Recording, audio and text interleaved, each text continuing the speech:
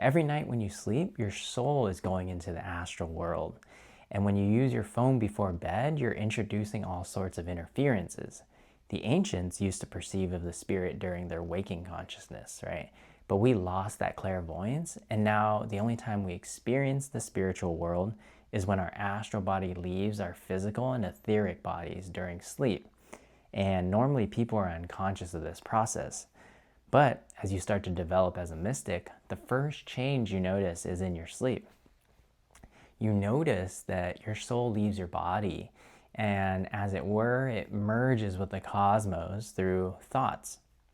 Now, using your phone isn't going to stop this process, but if you can bring your awareness with you as you sleep, you're going to enter into that world with much more clarity. And the ancients saw sleep as something sacred.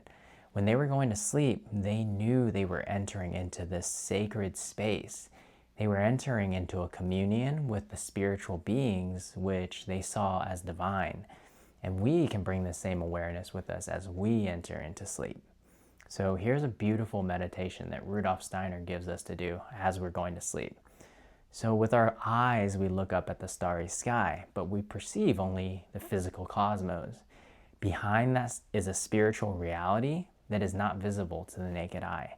But the earth spirit also looks up. It looks up and strives to perceive this spiritual cosmos, which we can call the Father. Now, this is connected with Jesus and Christ, that when he died, he merged with the aura of the earth. He merged, so now Christ is part of the earth and in each one of us. And just as we look up at the stars through our eyes linked through our optic nerves, so we serve as the eyes of Christ who looks up at the Heavenly Father through us.